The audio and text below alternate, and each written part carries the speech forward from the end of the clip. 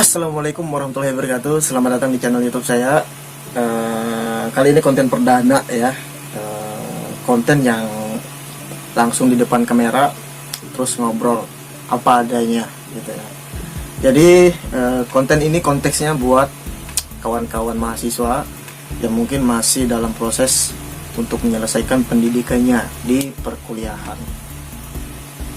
Sorry kalau seandainya kualitas suara kurang baik dan kualitas kamera juga kurang baik, karena saya sudah lama pengen bikin konten tapi kayaknya mulai aja dulu deh gitu kan, untuk melengkapi atau memperbaiki kualitas video saya mungkin sambil berjalan. So, ide konten ini hadir dari situasi yang saya lihat dan sebuah kejadian yang saya lihat waktu saya masih dulu mahasiswa pada tahun 2015, 14, 16-an. Dan kejadian ini kembali terulang kembali, dan saya melihat ada anak muda sedang kuliah tetapi pada saat di pertengahan jalan dia berani mencoba mengambil sebuah keputusan yang saya lihat mungkin tanpa ada pertimbangan gitu kan, karena dekat gitu di lingkungan saya gitu kan, orang tuanya juga saya lihat cukup kayaknya kasihan sih gitu. Dan saya pengen mengomentari dan mengasih sebuah pemahaman, siapa tahu pemahaman atau cerita atau apa yang saya sampaikan di video kali ini bisa kalian serap yang positifnya. Kalau seandainya ada yang hal-hal negatifnya ya jangan diserap, ambil baiknya, buang buruknya, intinya gitu. Dan sorry kalau seandainya saya sambil ngelihat ke bawah, karena skrip untuk konten video kali ini masih ada di laptop dan saya sedang megang laptop, jadi sorry kalau seandainya saya sambil melihat ke bawah, takutnya ada yang ketinggalan, ada pesan-pesan yang mungkin ketinggalan, jadi saya sambil ngelihat ke bawah. Oh iya, jadi konten kali ini saya namakan saling kasih paham.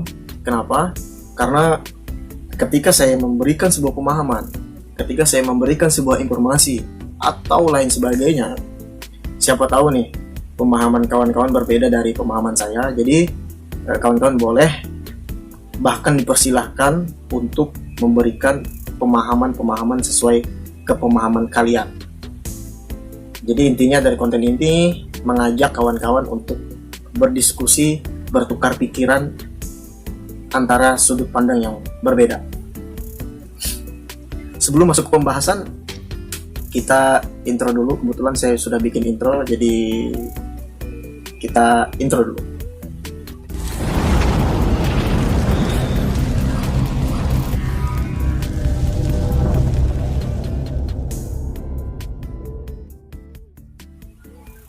Oke, lanjut ke pembahasan. Tidak bisa kita pungkiri bahwa mengambil sebuah keputusan untuk menikah itu memang adalah suatu keharusan, memang sebuah kebaikan. Akan tetapi mengambil sebuah keputusan untuk menikah di usia muda itu, apakah itu adalah sebuah kewajiban? Apakah mengambil sebuah keputusan untuk menikah di usia 30 ataupun 30 ke atas itu bisa membuat Tuhan marah? Saya rasa enggak juga sih ya. Ya kalau seandainya ada pandangan lain silahkan kasih pandangannya di komentar. Nah, anak muda yang sedang kuliah untuk kemudian merasa capek lalu mengambil sebuah keputusan ingin menikah, ya sebenarnya saya sih nggak menyalahkan ya sebenarnya, karena setiap orang itu punya prinsip beda-beda. Tapi ketika kalian dalam proses jenjang pendidikan terus alasannya karena capek untuk belajar, capek kuliah, terus ngambil keputusan untuk menikah, kayaknya sangat-sangat disayangkan sih ya. Apalagi biaya kuliah itu masih dari orang tua, masih belum kita sendiri yang bayar biaya kuliah. Itu sangat disayangkan sih kalau menurut aku ya, kalau menurut saya ya, aku saya sorry kalau seandainya masih kelihatan kaku ya. Menikah itu memang sejatinya tidak mudah sih memang, tapi kalau kita tarik garis lurusnya, kalau cuman menikah itu menurut saya sih simple. Karena kalau kalian punya pasangan, kalau kalian punya dana untuk menikah, ya menikah gitu kan. Tapi di sisi lain gitu, di sisi lain, apakah kalian tidak ingin mencoba mengetahui setelah menikah itu apa gitu kan? Oke lah, menikah itu simple, tapi dalam proses membina rumah tangga itu nggak simple loh ya, karena pasti ada cobaan-cobaan. Bayangin setelah menikah dengan orang yang kalian sayang, dengan orang yang kalian pilih, kalian memilih seseorang untuk hidup seumur hidup. Ya katakanlah memilih satu orang untuk hidup selamanya, anjay. Jadi bisa dibayangkan sih bagaimana sebuah proses membina rumah tangga itu ya tidak mudah gitu kan. Dan saya pikir kalau seandainya kawan-kawan memang sudah siap, ya silahkan. Saya juga enggak. Saya pun kalau seandainya sudah siap ya menikah gitu. Tapi bang, kalau sudah nikah tuh nyaman, artinya ada yang perhatiin gitu kan. Kalau sudah nikah tuh ada yang perhatiin, ya memang sih ada yang perhatiin gitu kan. Tapi kalian harus tahu juga nih, di balik perhatian, di sisi lain sebuah perhatian itu pasti ada sebuah larangan. Itu perlu ditelaah lagi, perlu dicermati lagi, dan perlu dipelajari lagi gitu ya. Kalau seandainya kalian siap dengan perhatian dan larangan itu, ya silakan ambil keputusan menikah. Beberapa orang yang saya kenal memang mereka memutuskan untuk menikah padahal kuliahnya belum selesai. Ya itu sebuah keputusan yang baik, balik lagi sih sebuah keputusan yang baik gitu ya. Tapi kalau menurut saya akan lebih baik ketika kalian dalam proses jenjang pendidikan terus menikah, setelah menikah masih tetap melanjutkan pendidikan kalian. Itu akan lebih baik gitu, daripada menikah terus nggak bisa melanjutkan kuliah. Itu ya sangat disayangkan sih kalau menurut saya. Kita bisa lihat influencer-influencer di Indonesia ya, termasuk Muzamil itu kan, kalau kita lihat agamanya ya kurang apa ya, dia kalau ngaji bagus suaranya gitu kan, tilawahnya bagus. Tapi yang saya perhatikan, saya kan ngikutin juga nih di Instagram Muzamil itu. Jadi pada saat itu dalam proses pendidikan kuliah pun dia menyelesaikan kuliahnya dulu gitu, baru nikah gitu kan. Terus ada contoh lagi kayak Iksora mungkin kalau seandainya kawan-kawan belum tahu, cek aja di YouTube-nya Iksora. Saya kurang tahu dia itu musisi atau YouTuber, tapi di YouTube-nya itu ada konten-konten musik sih. Dia main drum gitu. Kebanyakan vlog sih di YouTube-nya Iksora. Nah, Iksora itu menunggu sang kekasihnya untuk lulus kuliah S2, baru dia mengambil sebuah keputusan menikah. Ada lagi Gita Sapitri. Kalau kalian kenal Gita Sapitri, itu cewek orang Indonesia, kuliah di Jerman. Dia punya pacar non muslim, sama-sama kuliah, bahkan pacaran dari SMA, untuk menikah pun selepas kuliah gitu ya. Selepas kuliah, si Gitanya selepas kuliah. Kalau si cowoknya kayaknya udah semester akhir kayaknya. Tapi dia dengan keputusan ya tetap ngelanjutin kuliah itu sampai selesai. Terus ada yang nanya, terus ada yang bilang, bang, kalau seandainya nikah tuh bisa memperlancar rezeki kita gitu. Nyatanya kebanyakan yang saya lihat di lapangan, orang-orang bahkan teman-teman saya mengambil keputusan padahal dia bentar lagi mau lulus kuliah, kemudian menikah. Kebanyakan sih nggak bisa ngelanjutin, entah itu karena memang nggak ada biaya, entah itu karena memang udah sibuk dengan mengurus rumah tangganya, atau mungkin udah nggak ada waktu lagi untuk kuliah. Bicara tentang menikah itu memperlancar rezeki,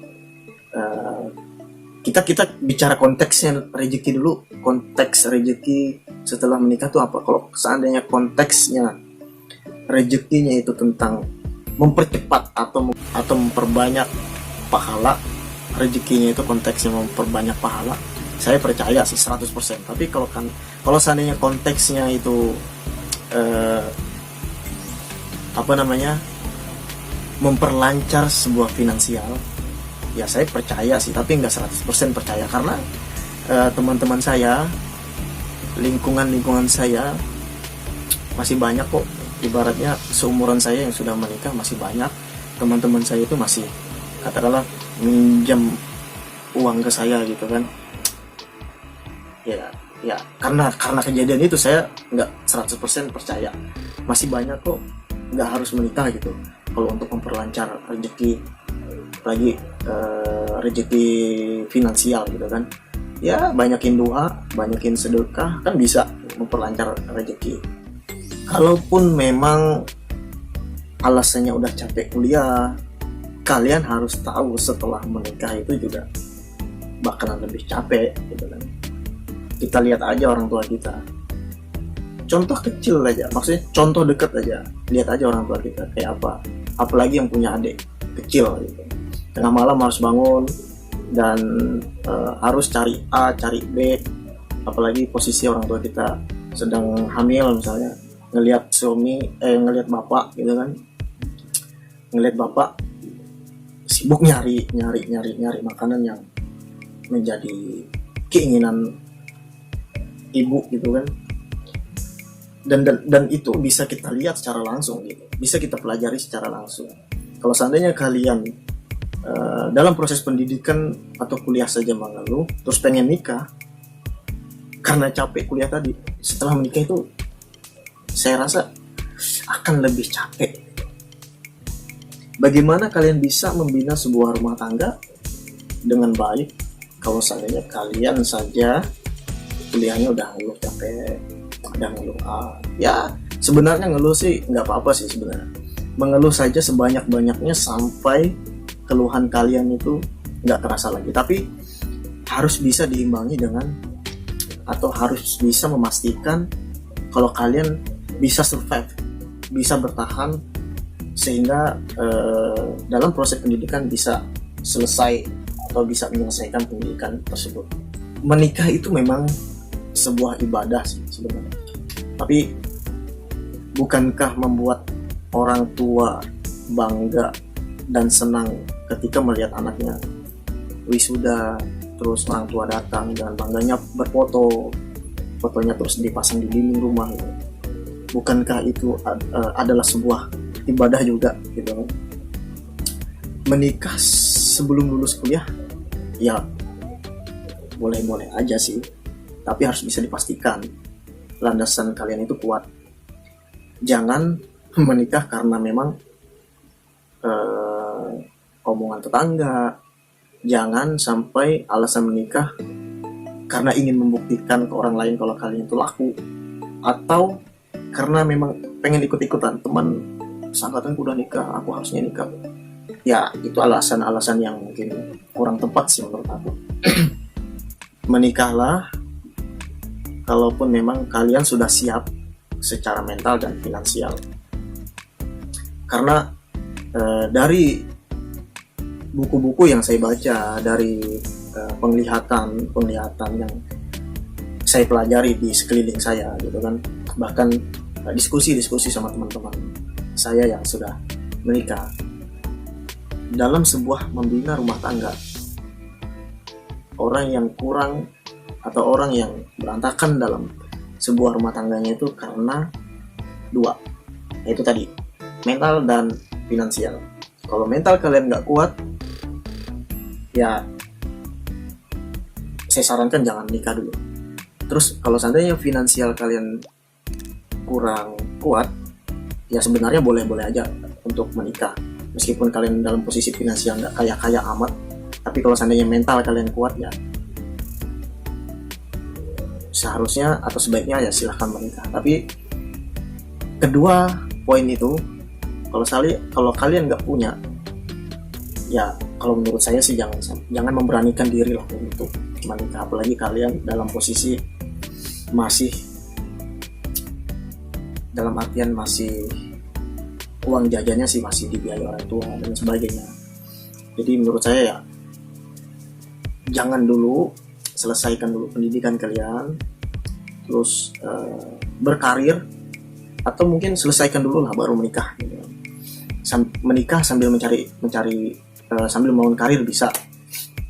So sekian dulu pembahasan kita hari ini. Kalau seandainya ada yang kurang, terus ada kata-kata yang kurang nyaman, saya minta maaf.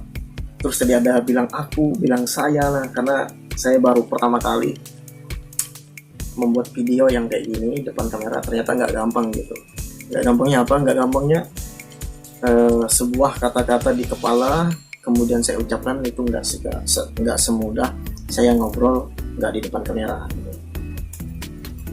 Jadi ya mohon dimaklumi kalau seandainya konten perdana ini kurang maksimal. Minta doanya buat kawan-kawan kalau seandainya ada saran bikin konten yang seperti apa. Mudah-mudahan konten ini bisa memberikan edukasi atau pemahaman atau mungkin pengetahuan yang lebih luas lagi buat kawan-kawan. Sekian dulu video dari saya. Wassalamualaikum warahmatullahi wabarakatuh.